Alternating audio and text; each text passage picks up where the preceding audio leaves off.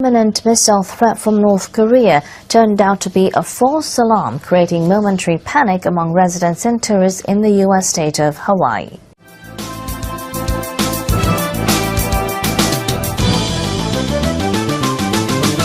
People in Hawaii, thousands of people receiving an emergency alert on their phones just a short time ago. The warning heading, quote, ballistic missile threat inbound to Hawaii. Seek immediate shelter. This is not a drill. About 10 minutes after the alert was sent out, Hawaii Congresswoman Tulsi Gabbard confirmed the warning was fake. Well, Hawaii emergency officials say the alert was a mistake, but it's unclear how or why it was sent. Hawaii has been beefing up security measures, as you know, amid rising nuclear threats with North Korea.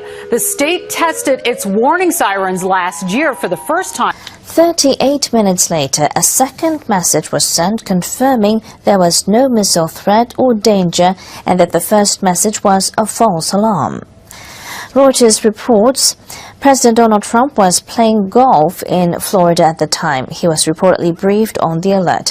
Hawaiian authorities told NHK that it's unclear what caused the error and they are investigating. Former communications director at the U.S. mission to the UN, a friend of ours here at Fox News. Hi, Jonathan. Thanks for being with us today. Hi, Laura. Pleasure being here. All right. So I just want to get your first initial reaction to when you saw just what we all saw on our phones here on the mainland, you know, that there was a false alarm in Hawaii, and you could imagine right away what people were going through. What were your initial thoughts, Jonathan? You know, it's sad to say, but it was sort of a thought of it's a matter of time until you would have something like this happen. I mean, obviously, a false alarm like this is completely unacceptable, and we have to get to the bottom of what transpired here and make sure that our systems are tight and capable of pulling off what they're supposed to do for the public. There's obviously a major problem here. But what it is a stark reminder, as the Congresswoman was saying, that we have a couple of crises happening right now that are utterly dangerous. We have a North Korea that is perfecting getting nuclear weapons onto intercontinental ballistic missiles that are capable of causing mass casualties. And Hawaii, just like Japan, and the Japanese, by the way, for months now have been dealing with air raids. They themselves have been dealing with the fear of having a North Korean missile fall out of the sky and hit them, or hit one of their shipping vessels out at sea where some of these missiles have come down. These are real problems that need to be addressed. Absolutely. Now, somebody who, as we all know here at Fox, has been following world affairs for as long as you have and the time you've spent over at the United Nations, you know, what do you foresee happening in the coming weeks, in the coming days, as reaction to this? Because it's obviously, as the Congresswoman said, and you said, that the reality of this threat is real, and she said there is no more time to waste. What could we see happening in these next few days and weeks? Hopefully this will cause some more stirrings and impetus to get things done more rapidly, to try to move things along, to try to get a negotiated settlement with the North Koreans, if that's at all possible.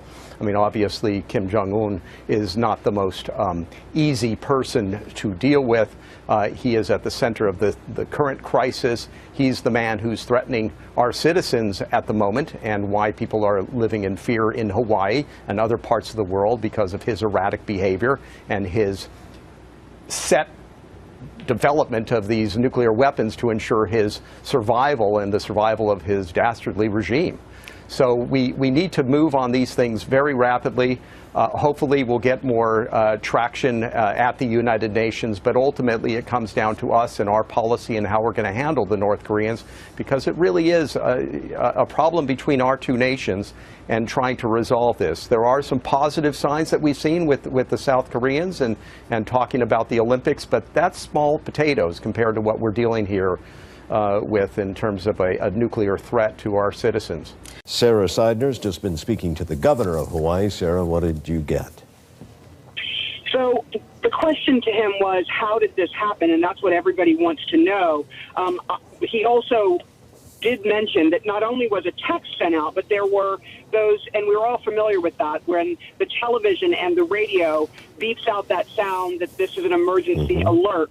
That also happened. And so he was saying, look, I am down at the emergency management area where this all happened.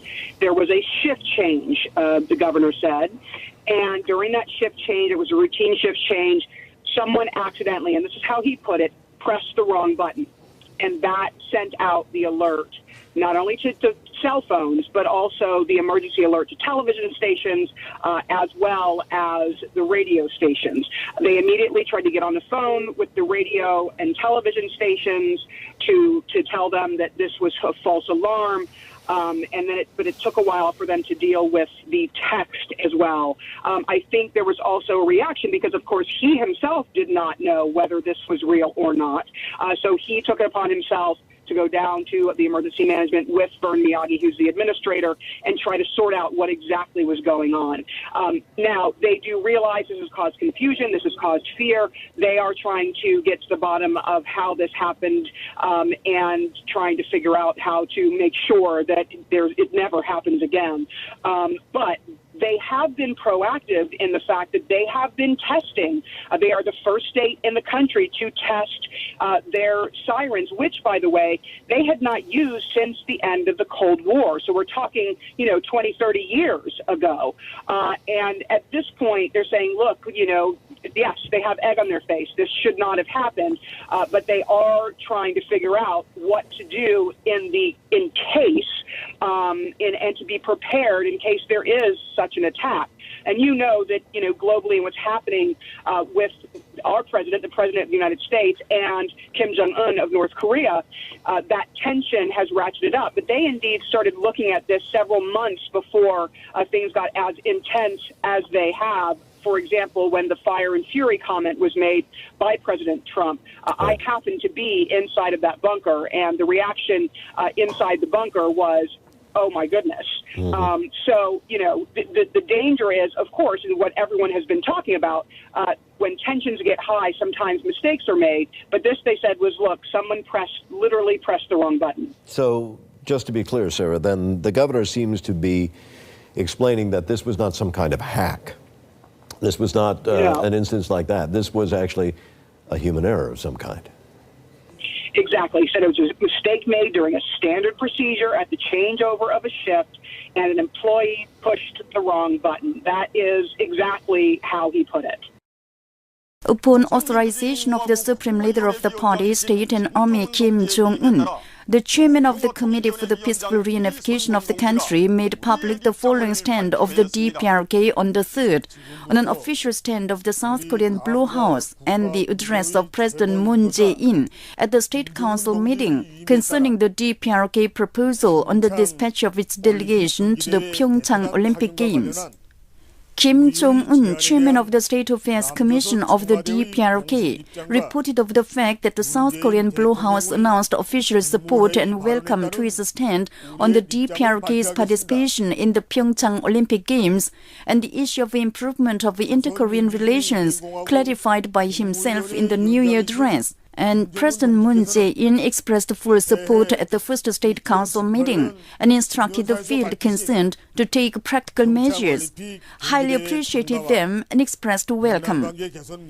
Noting that the DPRK delegation's participation in the Pyeongchang Olympic Games proposed by himself in the New Year address and inter-Korean talks between the authorities to this end are a meaningful and favorable first step for the improvement of North-South relations at present, he gave detailed instructions for the United Front Department of the Central Committee of the Workers' Party of Korea, the Committee for the Peaceful Reunification of the country of the DPRK government, the National Sports Guidance Committee, and other units concerned to take practical measures without delay with a positive and sincere stand, together with the South Korean authorities. He also instructed that the Panmunjom Liaison Channel should be opened from 15 hours on January the 3rd, so that the issue on the dispatch of the delegation to the Olympic Games and the issue of holding talks can be discussed with the South side in time. He stressed that whether the issue of improvement of inter-Korean relations on the order of the day is solved in accordance with the expectation and desire of the entire nation entirely depends on how responsibly the North and the South Korean authorities handle the issue. Following the intention of the Supreme Leadership, we'll take close relations with the South side with a positive stand and sincere attitude and discuss the practical issues concerning the dispatch of our delegation. We wish you once again success of the Pyeongchang Olympic Games.